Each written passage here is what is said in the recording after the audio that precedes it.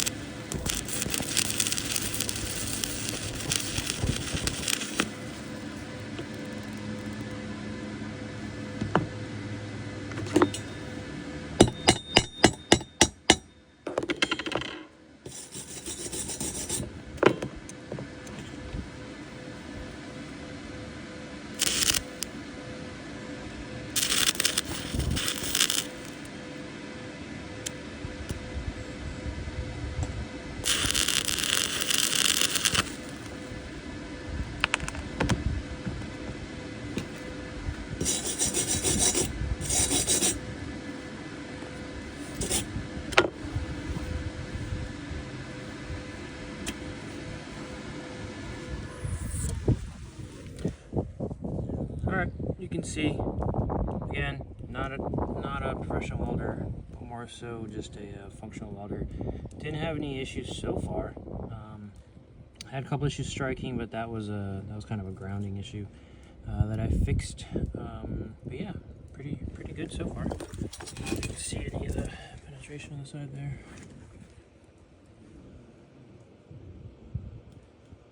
Yep, we'll see if it holds up.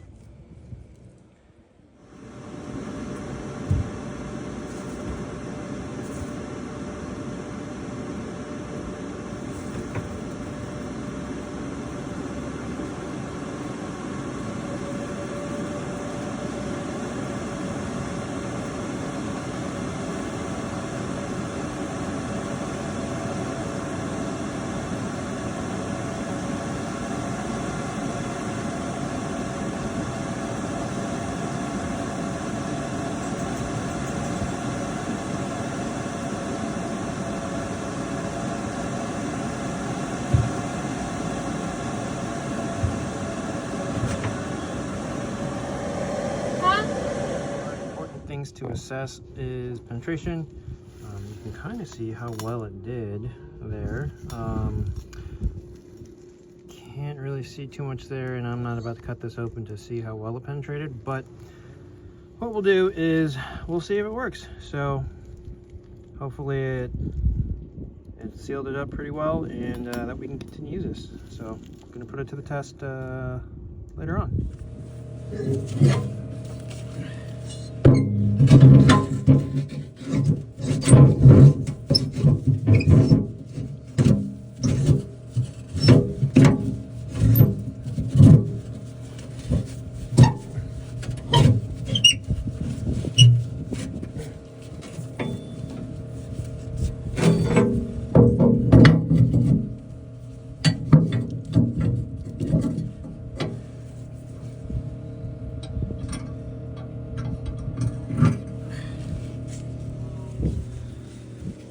Alright, you can see, just sits on there just like that.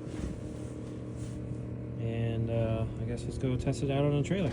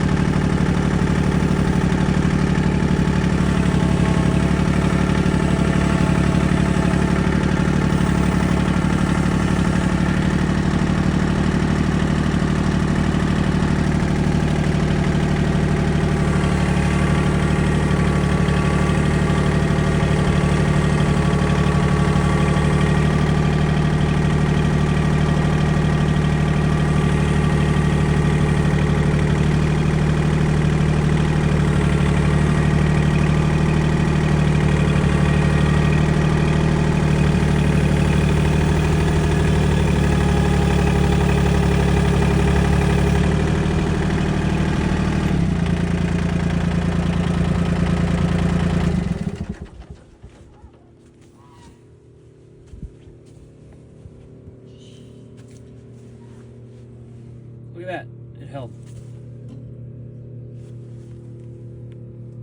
Very good. So now you know that you can weld on an inverter.